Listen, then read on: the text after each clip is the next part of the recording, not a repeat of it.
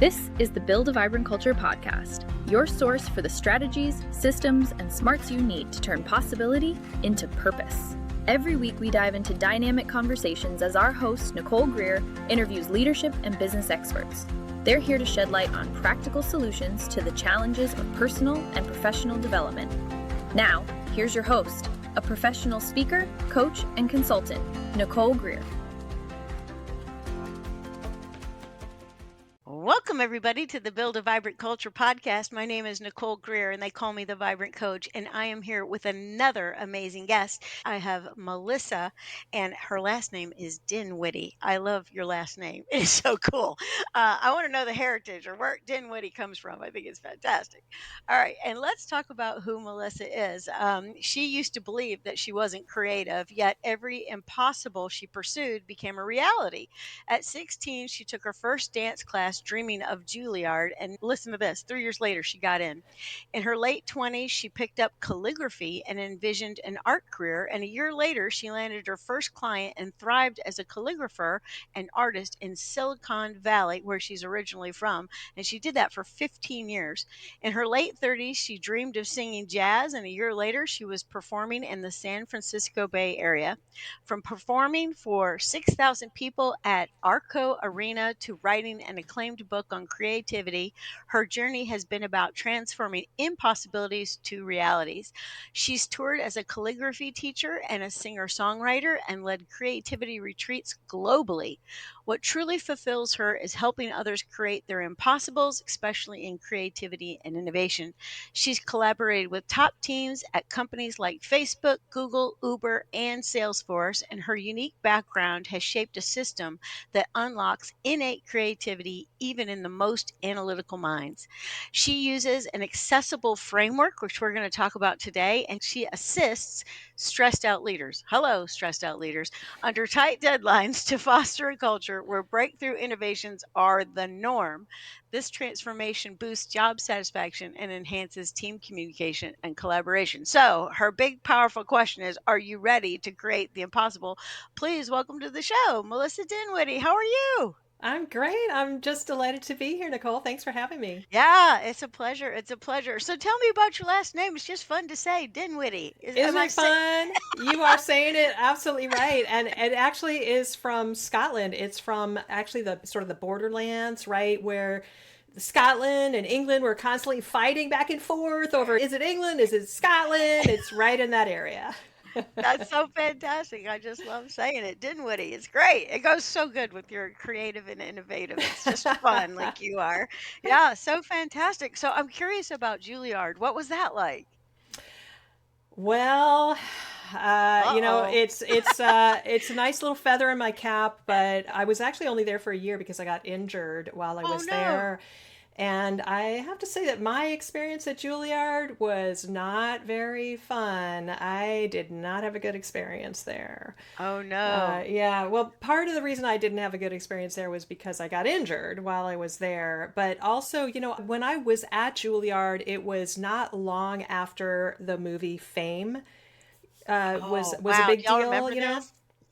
Yeah, and so I had this, visions of the dancers and the actors and the musicians all, hanging out in the lunchroom and bursting out into, I don't know, like dancer Interpretive teams or dance. Yeah. yeah, exactly. And it wasn't like that at all. My year was a little bit different in that there was a little bit of crossover between the groups, but they were pretty cliquey and isolated, and that was rather surprising and shocking to me. And also coming from, I had spent a year at UC Berkeley before Hmm. going to Juilliard, and at UC Berkeley, back then, you signed up for classes 6 months in advance using these Scantron forms, Oh, I remember the and Scantrons. oh yeah, the Scantron forms, and you never get the classes that you wanted, and so what you No. did is you would just crash the classes that you wanted. You just sit there, for days or weeks until enough people dropped out that you would, if you hung in there, you would get to take the classes that you actually wanted. But Juilliard was quite different. It was ironically quite provincial. In this huge city of Manhattan, you were assigned the classes that you had to take, and you didn't get to take any elective classes except for maybe one class that you were assigned to. And it was very, very rigid. And the year that I was there, That's there tough was for a creative. tough for a creative and a Californian. And the director of the dance division was brand new. And she didn't like Californians. She didn't like modern dancers, of which I was one. Oh. And and also I had a space on my schedule because I had been to college for a year before going to Juilliard, and I also had passed out of the music theory class because I had 7 years of piano. And so I had extra weird space on my schedule. And so I just decided, well, I'll ask the art history teacher if I could take her class. Anyway, long story short, I got in a lot of trouble for, taking things into my into my own hands. Keeping an open mind. Yeah. Crazy. Yeah. Yeah. Yeah. Well, that's what a classic story of a square peg in a round hole, a round hole Yep, in a square peg, or something exactly. like that. I don't know. Yeah. I was the wrong shaped peg. Yeah, yeah, and I've been the wrong shape peg many times. I get that totally. Well, I just want to say I'm grateful. Look at the book you sent me. It's so beautiful. Yeah. The Creative Sandbox Way: Your Path to a Full Color Life, by Melissa Dinwiddie. And I just want to hear about how you can be more creative, because when I go places and I work with teams, just like you, you'll have individuals say, "Oh, I'm not very creative." Yeah. It's I mean, it's sort of an epidemic, isn't it? oh, it Most is. people think that about themselves. And like you read in my biography, what people don't believe when they hear about my background, I spent a big chunk of my life believing that I was a non-creative person. Oh, that's crazy. It is completely crazy. But what's really crazy is how many human beings think that about ourselves. And the reason I think that that is so, Nicole, is that we equate creativity and the ability to draw. We put Right. those two To things sculpt. together. Right. And or the ability to, play Mozart on the piano or something like that. And they're not the same thing. Creativity and the ability to draw, they're not the same thing. And yet we all have been sort of taught this, whether through osmosis or because a teacher said, oh, zebras aren't blue or the sky isn't green or whatever when we were a little Mhm, kid. We'd get these creativity scars growing up.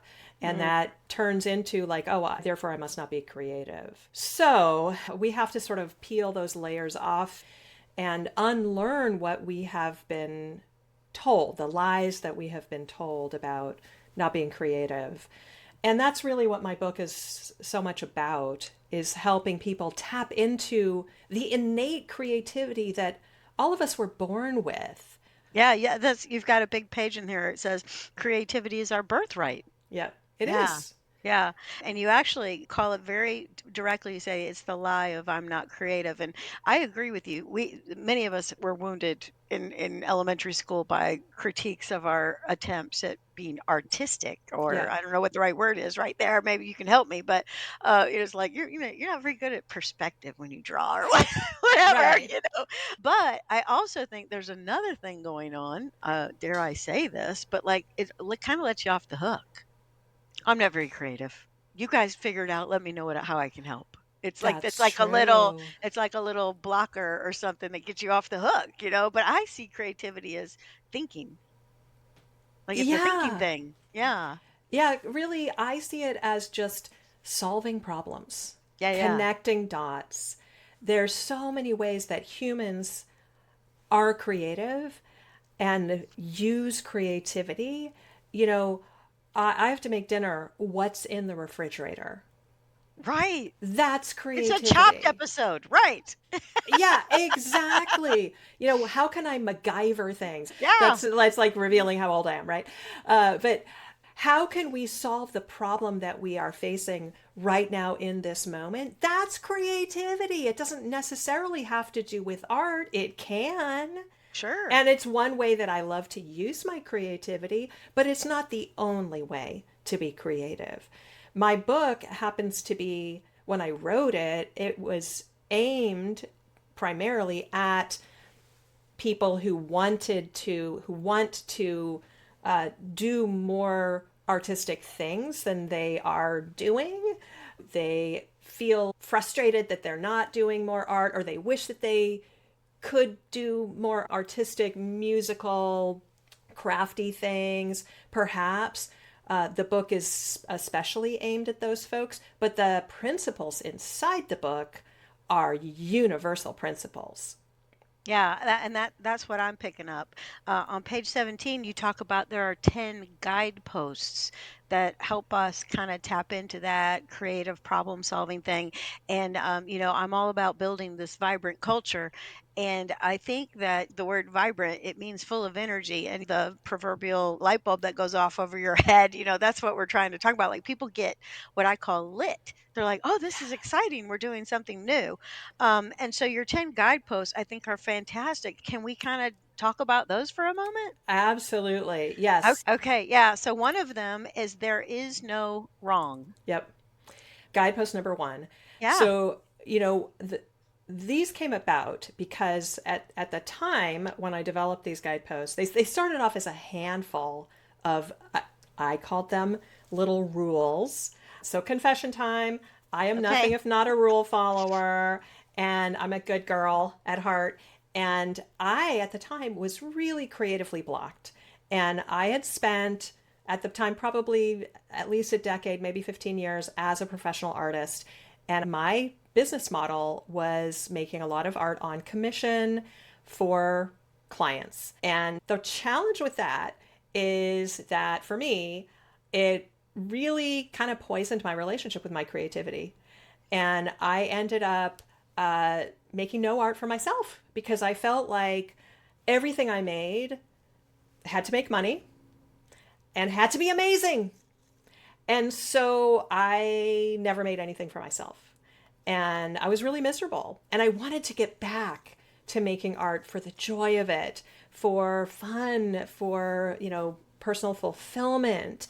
And so I knew that the way back, the route back to that was through play. I had to get back to that like little kid mind space, being a 4-year-old, making art for joy. But I had forgotten how to play because of all the years of making art for other people. So I thought, okay, what can I do to get back into that 4-year-old mind space? I have to create some like little rules for myself. And the first rule was there is no wrong.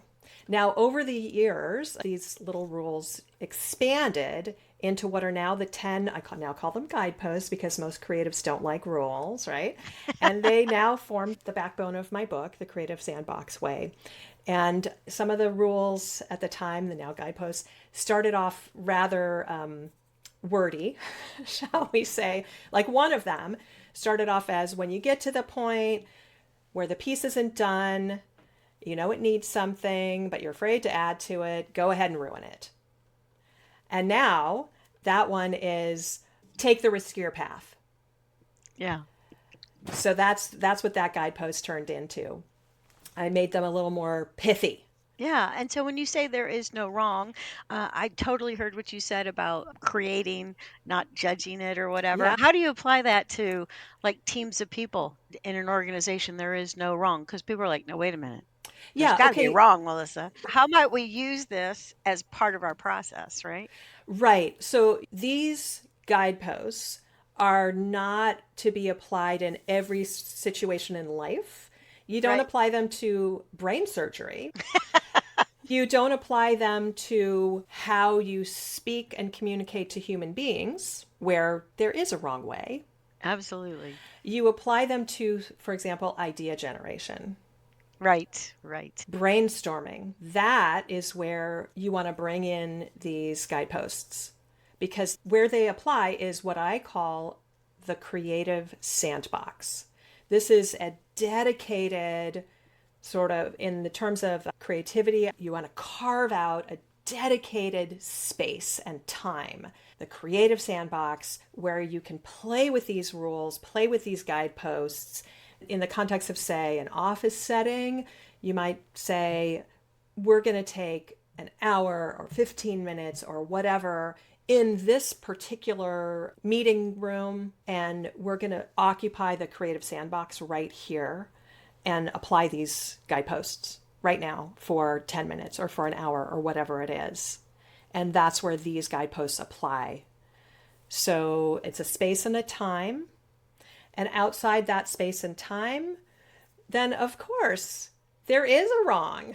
Yeah, yeah. Well, as you're talking about it, I'm thinking about a time that many of my listeners know that my background is I used to be in the restaurant business, and then I was in property management, and then I started my own thing.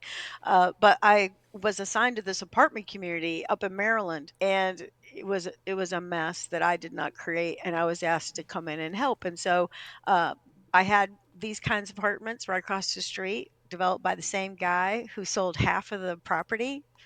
This one had the racquetball court and the swimming pool and the tennis courts and all the stuff, and my half had nothing. And so we had to get in the creative. I didn't know I did it, but I got in the creative sandbox and did it that way. And I was like, okay, what could we do that would compete with all these amenities that they have across the street? And so, like, we were walking dogs and delivering firewood and Oh, just doing all sorts of crazy things. And people loved it. They're like, we don't even ever go to the racquetball court. We would love to have all these services where you come to us instead of us having to come to the clubhouse. oh, And so, brilliant. and when we first brainstormed, like you said, there was no wrong. Like, what could we do? Like, let's throw the spaghetti on the wall per se, and we ended up just really loving on people to death, and that's how we leased apartments. But at first there was no wrong, and there were some things like, no, we can't do that. That would be wrong.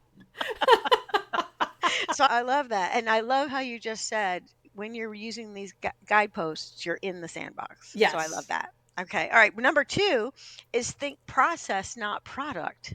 Talk a little bit about that.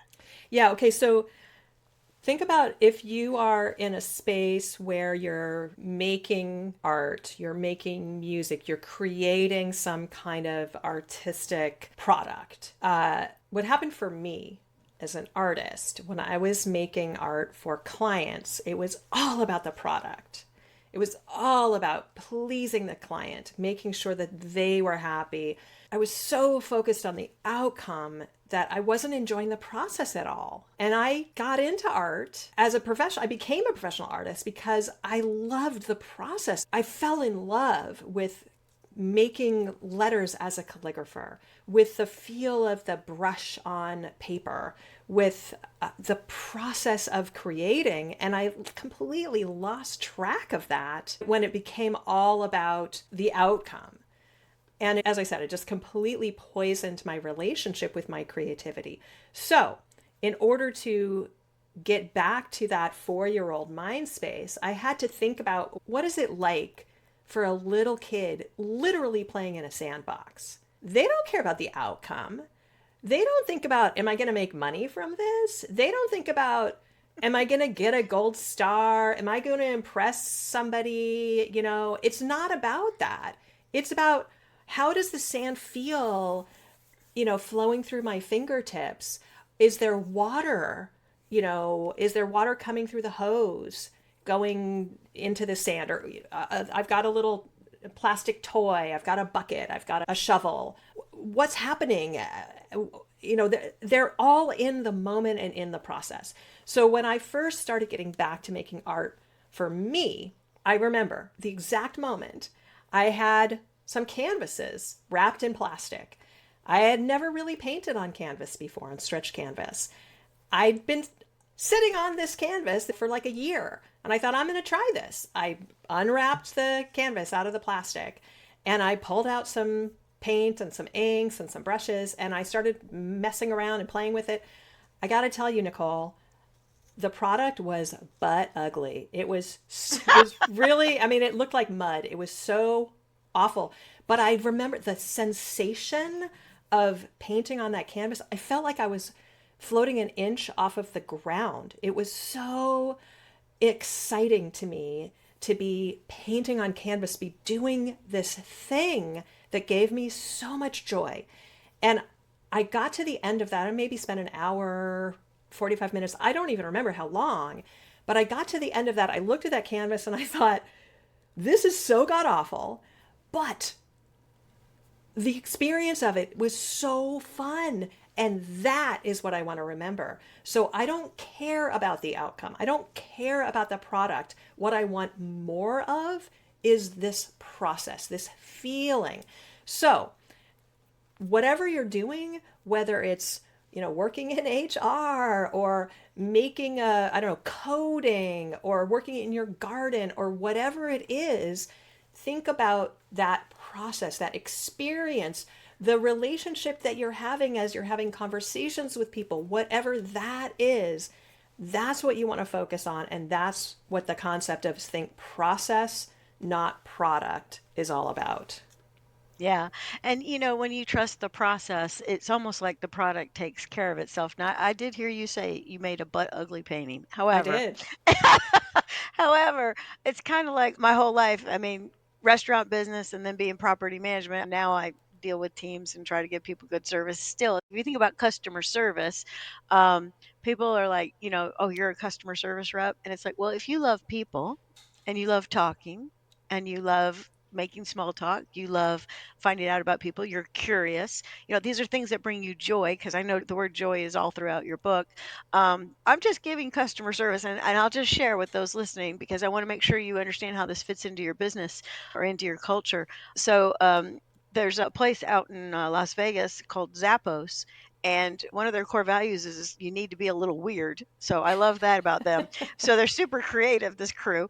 But I read a thing one time about a guy at Zappos, and he was on the phone like for 4 hours with this one customer. And he's like, I was just enjoying the process. And she was asking me 4 million questions, and I just There you kept go. answering them. And so she buys stuff all the time from Zappos. And people were like, you spent 4 hours on a customer service call? Well, yeah, because that's what was needed. And I was Yep. enjoying the process, There you go. and he got a result. He sold her a lot of shoes. So there you go. Well, and I will tell you about that one painting. At the end of that one session, that first session with that canvas, yes, it was incredibly ugly. But I came back to that canvas the next day, and I don't remember how many days I spent with that canvas, but it ended up, after multiple sessions and multiple layers, it ended up being one of my favorite paintings because through the process, eventually I ended up with a wonderful product. And the thing is, too, I think sometimes the process has got to be messy. Because back to the original thing about creativity, oh, I'm not very creative. It's like people don't want to look like they're failing, or they don't want to put something out first that people are like, Right. oh, I don't think that's quite right, and they don't want that feedback. But one of my philosophies, I would put in my guideposts is everything gets to be messy if it needs to be. Because, Yes. we just got to make a mess and then we can clean it up. But at least we know that didn't work, right? Fail forward on that. Absolutely. Yeah. Or as I like to say, we need the crap to fertilize the good stuff. Oh my gosh, I'm going to put that in my pocket. Are you ready to build your vibrant culture? Bring Nicole Greer to speak to your leadership team, conference, or organization to help them with their strategies, systems, and smarts to increase clarity, accountability, energy, and results. Your organization will get lit from within. Email her at nicole@vibrantculture.com. And be sure to check out Nicole's TEDx talk at vibrantculture.com. Number 3, okay, now this one might throw people off because, again, we're trying to apply this to our culture. Think quantity, not quality. So talk about Yes. that one. Now, again, this is relevant to your creative sandbox.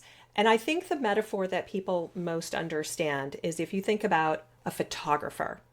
Most people have had maybe headshots, or maybe they got married and they had a photographer at their wedding. You don't have a photographer come and take 3 photos.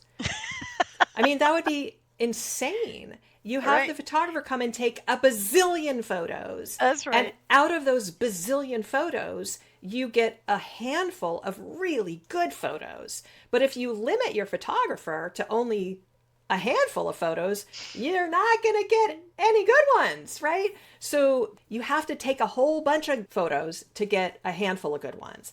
And it's the same That's with great. anything. You've got to let yourself do a lot in order to get a handful of good stuff. There's a really great story in the book, I believe it's the book Art and Fear, about a ceramics professor who divided his class into 2 groups randomly. Everybody on one side of the classroom was going to be graded solely on quantity, and everybody on the other side of the classroom would be graded solely on quality. The quantity folks, I think it was like 50 pounds of pots would get an A, 40 pounds would get a B, 30 pounds would get a C, etc. And the other side of the classroom, it was just like the best pot would get an A. Boom, that's it. So which side do you think made the better pots and got the better grades? It was the quantity group, because the quality group was so obsessed with, making the perfect pot. They didn't make very many pots and they didn't learn anything. Whereas the quantity group was cranking out all these pots and learning from their mistakes. And so they ended up making more pots, making a lot of really crappy pots, but learning from those crappy pots and making better pots as a result. And they were having a lot more fun too. Yeah. And getting their prototype right, Getting their prototype right. Right. And, odds are you're not going to get it right the first time right out of the gate. I mean, like if you were to go inside some manufacturing firm somewhere and look at their process, that's why they have R&D.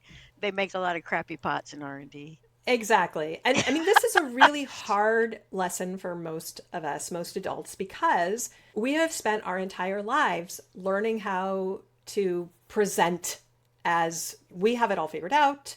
Don't let anybody see, Don't let them see you sweat. Don't let them see you sweat. Don't let them see that we're doing anything that's less than perfect, but we have to let ourselves make crap in order to get to the good stuff. We have to. It's the only way to get to the good stuff.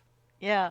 And a lot of times, Melissa, I will share with groups, they're like, I'm trying to get my team to do something new, try to get them to change. I get so much resistance. Yeah. And like, okay, well, I'll tell you why. The reason is that we were all trained for 12 years in American schools to get A's. That's right.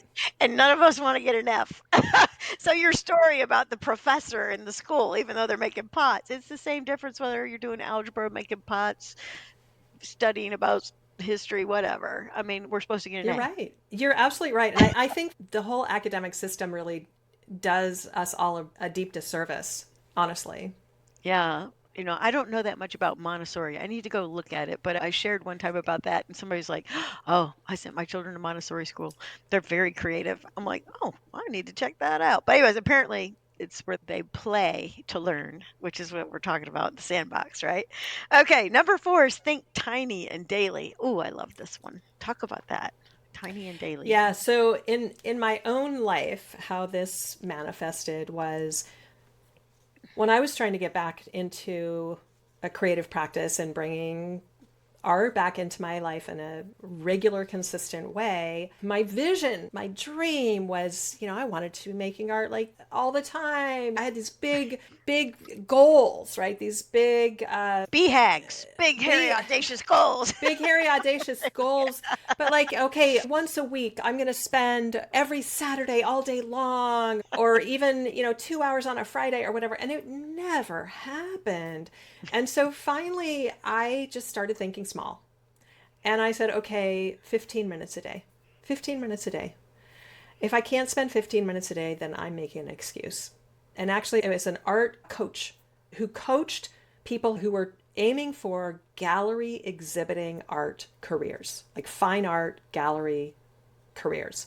And she coached her coachees, if you can't put 15 minutes a day into your art, you're making an excuse. And I was like, oh my God, that's me. I'm making an excuse. All this like, I don't have time. I'm an excuser. Yeah, I was like, oh my God, she's nailed me. So I made a commitment to myself for 1 month. It was a February, in fact, and it was a short month. It's like, if I can't do 28 days, then that is some serious excusing. Right, so I need therapy. Mm-hmm. I need therapy. So I decided I'm just going to try it for 1 month, and it changed my life. So, that's so good. Yeah, I just said 15 minutes a day minimum. And what I discovered was really fascinating.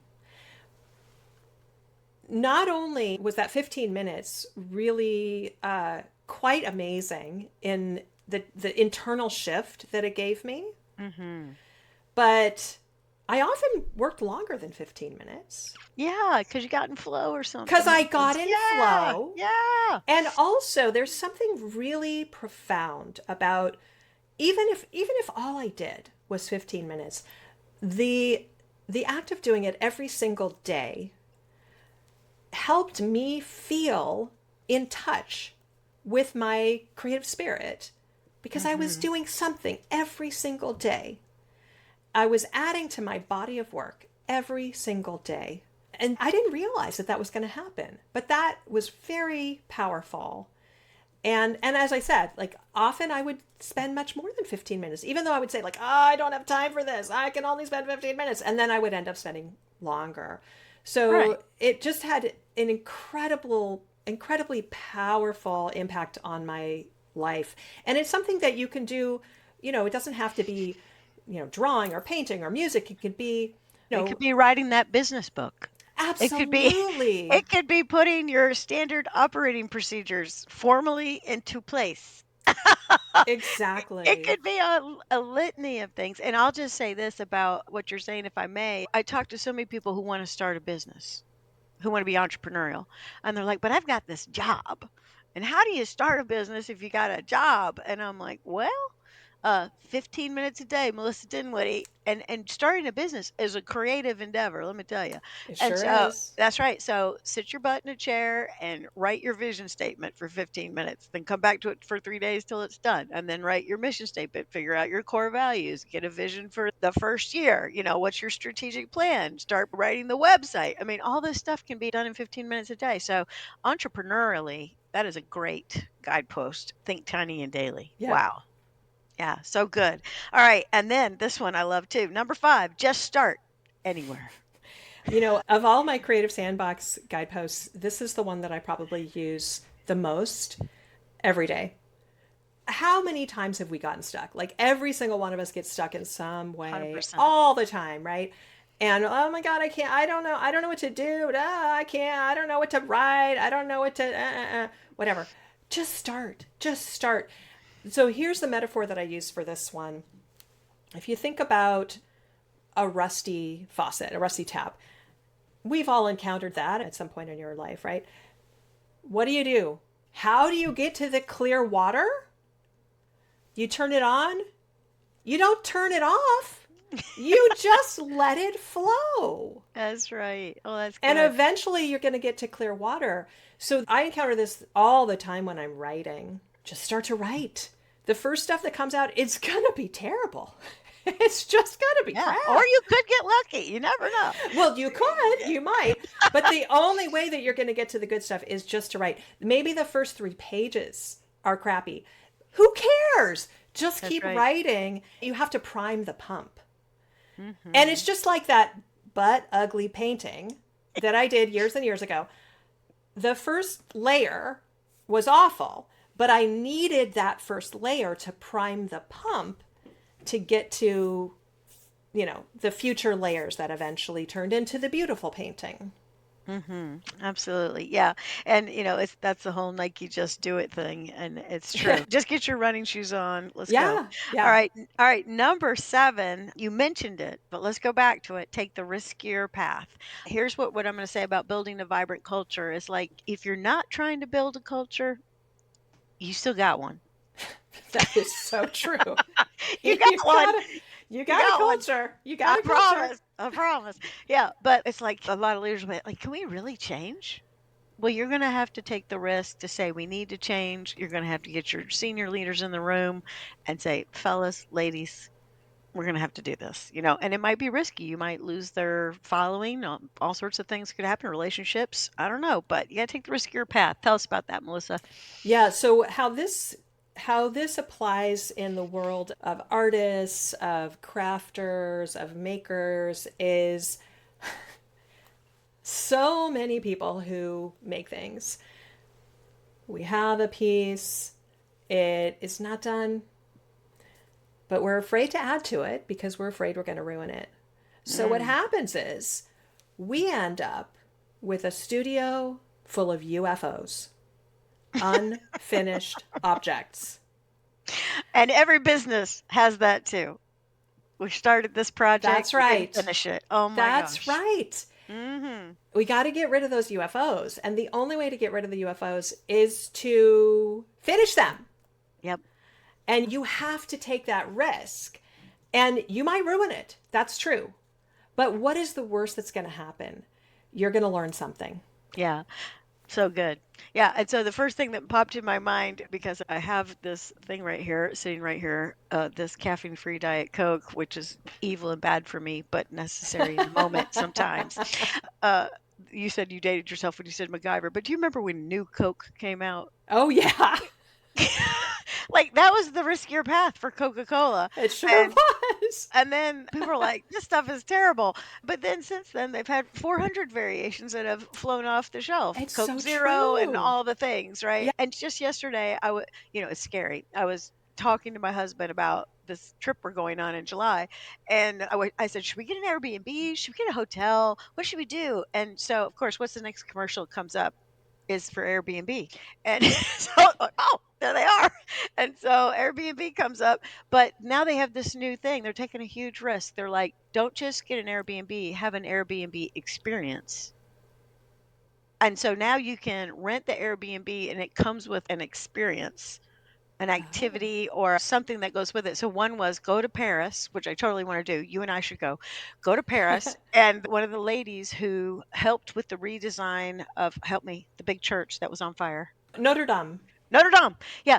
So one of the women that restored part of it was an artisan. She'll give you a tour and show you what she fixed. I'm like, I'd like to go on that Wow. experience. But that's just an example of what you're saying, right? Take the riskier path. I mean, like they might not sell any of these, or they might sell a bunch. Who knows? Yeah, exactly. I didn't know was to try it. That's right. That's exactly right. All right. The next one, Jim Carlson has this book that's called How to Tame Your Gremlins. And so I've always loved that word gremlin since I read that book. But number 8 in Melissa Dinwiddie's guidepost is dismiss all the gremlins. Yeah. First of all, what's a gremlin? I think I know, but like let's explain that real quick. So gremlins are the little voices. Okay, watch this on YouTube because she's got one to show you. So they're the little voices in your head. Any of those self-critical voices, like self-talky things, self-doubting voices. They could say anything from, you're ugly, you're fat, you're stupid, to what do you think you're doing? You can possibly apply for that job. Or that piece is so hideous. You're not a real artist. Any of that negative self-talk. And here's the thing about gremlins is that they will disguise themselves as the voice of truth, the voice of wisdom, and the voice of reason. Like, oh, no, you can't possibly apply for that opportunity because you don't have all the right qualifications. So don't do that because you're just going to make a fool of yourself. You shouldn't get up there and raise your hand to speak because you're just going to embarrass yourself. That sounds like the voice of truth, the voice of wisdom, the voice of reason. So you should listen to it, right? Our job is really to get discerning and to recognize those gremlins when they appear. Thank them for their concern because really they're trying to keep us safe. They're a product of evolution. From back in the day when we were running around on the veldt, living in caves or whatever. Right, with our spears and our loincloths. With our spears and really trying to avoid saber-toothed cats and stuff like that. But they're not helpful now in today's circumstances. But thank them for their concern and then send them off to get a pedicure. Yeah. Jim Carlson says in his book, send them out in the traffic to play. You could do that too. Your mileage may vary. Send them, send them to play football, send them whatever. Here's the thing. They are going to continue to keep popping up. They are never going to go away.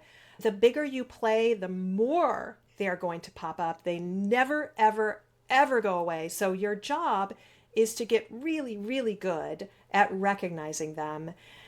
Keep acknowledging them, keep seeing them, keep discerning them, and keep sending them off. I send them off to get a pedicure. They get way more pedicures than I do. And that is your job, just to continue to get good at recognizing. And they're sneaky. They're very, very, very sneaky. They will continue to disguise themselves. They have many, many disguises. Yeah. And you've heard me on this show talk about Dr. Father Thomas Keating's little book called The Human Condition. That's another good one about these gremlins. But he says we're addicted addicted, that's his word, to security, approval, and control. And those Yes. gremlins love security, approval, and control. Yes. They're trying like, you don't have control of this situation. You're not going to get approval for this, and you're not going to be safe if you do this. So those That's are his right. three things. Yeah. So Their yeah. job is to try and keep us inside our comfort zone. And Right, the right. minute we start to approach the edge of our comfort zone, that's when they pop up. And here's the thing, creativity is never inside our comfort zone. No. It's always outside our comfort zone. So those gremlins are always going to pop up the second we start to do anything remotely creative. I agree. All right. So the next one, number 9, is spring the comparison trap. Woo! And don't Yeah. we do that? Just compare, compare, compare. Yeah, so I see the comparison trap as really a form of the gremlin voice. And it happens to be my absolute worst, most That's your persistent favorite gremlin. addiction? It is Okay. my favorite so-called addiction. It's the worst one for me. And so it is one I'm continually having to spring, having to recognize and acknowledge and figure out ways to handle it. And one of the best ways for me, again, your mileage may vary, but one of the best ways for me to deal with the comparison trap is when I see it and those envy monsters start going crazy, is to reach out to somebody who is close in my circle or just outside of my circle, somebody that I can reach out to, acknowledge them, praise them, compliment them, meet them for coffee or something. There's something about that in a bizarre sort of way can sort of tamp down my comparison trap monsters. And then also keep coming back to, this is my journey, and whatever that person is doing has nothing to do with me and my journey. So those are a few different tools that I've found helpful, but figure out what works for you. Everybody's different, and I feel like life's journey is all about finding your own manual for your person. Oh, absolutely. And what Melissa's talking about, and again, in building a vibrant culture, we have to help people, what I say is shine. And the S, it's an acronym. The S stands for self-assessment. Like, what's up with you? Before you figure out what's going on with everybody else, take a look at yourself, right? So self-assess. And I love what you're saying. Self-assess what works for you. That's such good, timely advice. And in corporate America, comparison is like almost built in Yeah. because it's like, who's going to get the promotion? Oh my God. Yeah. Right. And so, instead of worried about how you compare with somebody, just worry about what can Nicole do? What can Melissa do to make her the best that she can be? So maybe she'll get the promotion. Quit focusing on who the competition is and figure out what you need to be doing. Yeah. That's a Yeah. better use of your time, energy, money, everything. Yeah. Yeah, good. All right, we're at number 10. All right, 10 guideposts, right? And don't miss, we're talking about the Creative Sandbox Way by Melissa Dinwiddie with her cool last name.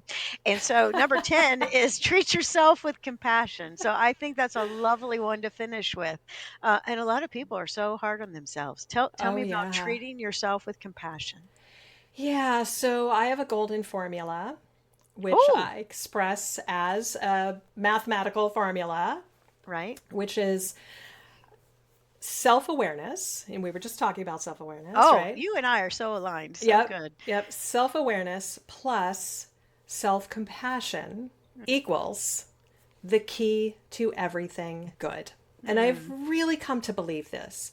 So, self awareness is like, what is going on with you? What is working? What is not working? What's going well? What's not going well?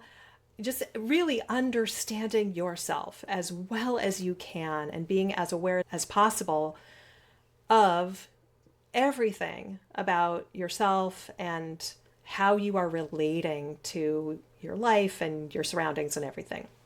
So that's the self awareness piece. Self compassion is actually 3 components, and this is as defined by Dr. Kristen Neff, who is the mm. world's foremost authority and expert on self compassion. And she has a book called Self Compassion. She's got to be on this show. I'm getting her number. She's amazing. And I was introduced to her probably 15 or more years ago now, and it was life changing. So Wow. self-compassion is boiled down to three components. The first is mindfulness, which is the ability to really step outside of your experience, step outside of the stress and look at it from outside. So that's the first component. The second component is an awareness of common humanity. And that's really like, you're not the only person who's ever experienced whatever you're going through right now. So common humanity is the second component. And the third component is self-kindness. The ability to like self-soothe, to forgive yourself for being human, really. So those three components together are self-compassion. And when you can practice self-compassion, which I also see as, I call myself an intentional imperfectionist, which I see as the same thing as practicing self-compassion. When you're able to do that, it is completely life-changing. It has been for me. It's like being on the other side of the fence. And it has completely transformed my life. And I know that it has transformed just so many people's lives. So self-awareness plus self-compassion really is the key to everything good. Yeah. And I got this little thought as you were speaking about being an imperfectionist. Is that how you said it? Imperfectionist. Yep. I love that. One of the things that I talk to leaders about all the time, especially in a coaching situation, is, I got a lot of people trying to be perfect. Yep. And again, it's that 12 years of you have to get an A. And then if you had parents that sat you down at the table, you didn't get up till, and then they went over your algebra with you and oh my gosh, all the things. I do need therapy maybe. But anyway, so no, but here's the thing. They try to do everything themselves. I'm like, "No, you're the leader. You got this team, and they're supposed to be helping you, and you can't have all the strengths." And so surround yourself with people who like to do the stuff you're not good at, Yeah. and that's how you can really practice self-compassion. A business example of that is like I'm terrible at that. I got to find somebody who'll do it for me. And there's no shame in that. That's like genius. And what's your last thing? Equals the key to everything good. There you go. The key to everything good. Ah, awesome. All right. Melissa, you have just made my day being on the Build a Vibrant Culture podcast. And everybody, look at this book. You got to get a copy of this book, The Creative Sandbox Way, Your Path to a Full Color Life. And that is the same as being vibrant. Please don't miss that. Yes. I know, right? Okay. And don't miss this little sticker on here. It says an interactive playbook. So this is not just another read. This is like a kind of book you're going to have it on your desk and you're going to play with it. You're going to put it to the side, come back. Maybe this is your 15 minutes a day thing Yeah, that she was talking totally. about, right? Okay. All right. So, Melissa, if people want to get up with you, they want to have you come talk to them, speak at their conference, do whatever. How do they get a hold of you? Well, the best place to find me is my website, which is my name, melissadinwiddie.com. You can also find me on LinkedIn at Melissa Dinwiddie. You can find me on YouTube at Melissa Dinwiddie. You can follow me on Instagram. This one breaks the pattern. I'm Uh-oh. on Pay Instagram attention. at a_creative_life. So it's a creative life with underscores in between the words. And then also, Nicole, I have put together for your podcast listeners a Yay. free one-page checklist that gives you a quick, practical way to unlock fresh ideas and spark innovation fast, especially if you think you're not the creative type. And I made a special URL for that. It's a bit.ly link. It's bit.ly/BVCP thank you. That's an acronym for Build a Vibrant Culture Podcast. Thank you. All right. And I also have a QR code. Let's see. There we go. All right. Okay. So go to the YouTube to get the QR code. That's so good. Excellent. And that is my impact innovation checklist. Oh, we need it. You will have to put in your name and email address. You do not get added to any kind of mailing list, just so that you know. But I think you do have to answer a question like, how did the speaker do on this session or something like that? I can't remember exactly. but it'll just automatically give you that checklist. We're so grateful. So grateful. Thank you, Melissa Dinwiddie, for being on the Build a Vibrant Culture podcast. We are going to go get creative. All right, everybody, go down right now. Just takes a hot second and say, I liked this, and leave a little love note for Melissa. And we'll see you next time on the Build a Vibrant Culture podcast. Thanks, Melissa. Thank you. Thank you for joining us on this episode of the Build a Vibrant Culture podcast. If you found value in today's episode, please take a moment to leave us a review on your favorite podcast platform. Your feedback helps us improve and reach more like-minded listeners. Remember, the journey to building a vibrant culture never stops. Stay inspired, keep nurturing your vibrant culture, and we can't wait to reconnect with you on the next exciting episode of the Build a Vibrant Culture podcast.